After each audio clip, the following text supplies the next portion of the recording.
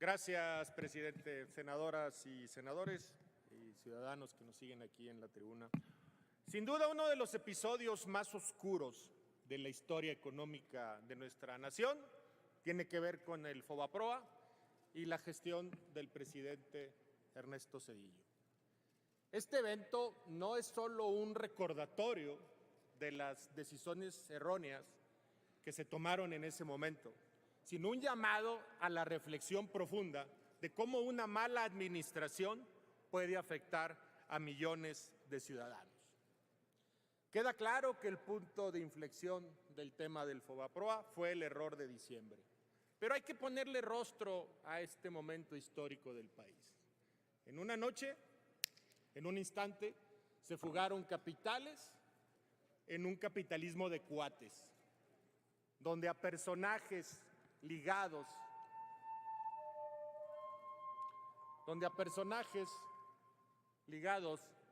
al gobierno se les facultó información privilegiada para poder extraer cantidades de dólares de nuestro país. Pero también pongámosle rostro a ese instante donde personas de un día a otro perdieron su medio de trabajo, sus casas y, por qué no decirlo, hasta su salud mental.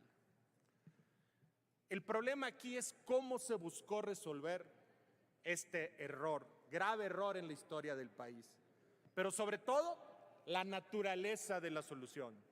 ¿Cuál fue? Un rescate bancario que costó millones a todos y todas los mexicanos.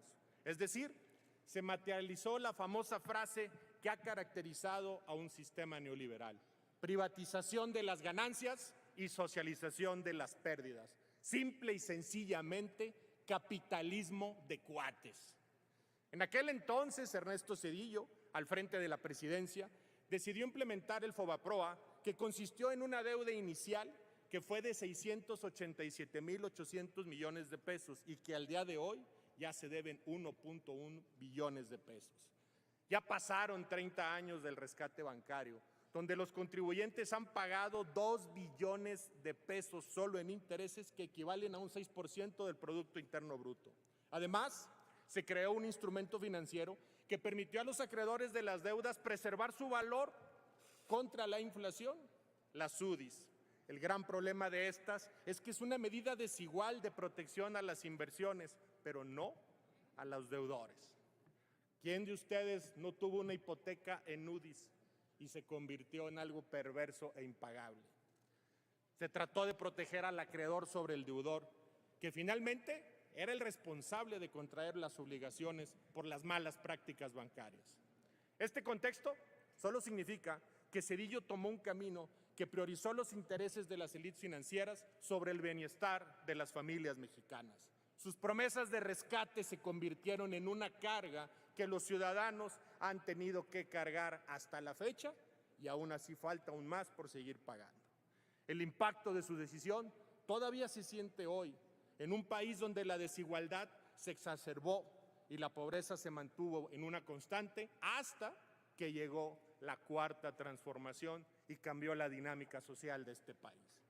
Cada vez que una familia mexicana tenía que decidir entre alimentar a sus hijos o pagar una deuda heredada, el nombre de Ernesto Zedillo estaba en la psique colectiva de las y los mexicanos.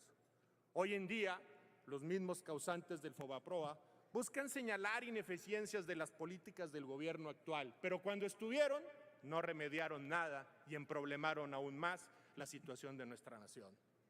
Frente a las adversidades económicas y políticas, este gobierno y la Cuarta Transformación ha logrado priorizar un desempeño económico incluyente, pero sobre todo la prosperidad compartida. Esto, el día de hoy, es México. Diputado, el senador Fernández González. ¿Con qué objeto, diputado Moreira? Un momento, pónganle sonido al escaño. Adelante. Una pregunta, señor presidente. ¿Te quiere hacer una pregunta, senador Fernández? El diputado Moreira la acepta. Adelante. Tiene 1 minuto para hacerla, hasta 2 minutos para contestarla. No lo interrumpiré. Adelante. Gracias, señor senador. ¿Usted votaría con el Partido del Trabajo y con el PRI que elimináramos el Fobaproa? Es una iniciativa de 2 partidos que se presentaron son coincidentes. Ya hice la referencia del año pasado. En la discusión del presupuesto hay una iniciativa del Partido del Trabajo. Esa es la pregunta. Yo sé cómo las hago. Usted hará toda la suya. Gracias. Adelante, senador Fernández. Gracias. Diputado, uno de los principios básicos de la política económica es la certidumbre. Nosotros como nación o el gobierno como institución tiene que trabajar con lo que le dejaron, pese a que le hayan dejado un tiradero. Evidentemente, lo que usted está planteando de salirse del FOBAPROA implicaría que México perdiera certidumbre internacional y confianza internacional porque, ¿me permite? A ver, diputado, ya hizo la pregunta. Yo insisto, con la amplísima experiencia, ¿qué le pasó en el camino? Hay que dejar de interrumpir al orador, porque el orador aceptó su pregunta y le está contestando y el mínimo de decencia es escuchar la respuesta que le está haciendo el orador. Por favor, deje de interrumpirlo. Adelante.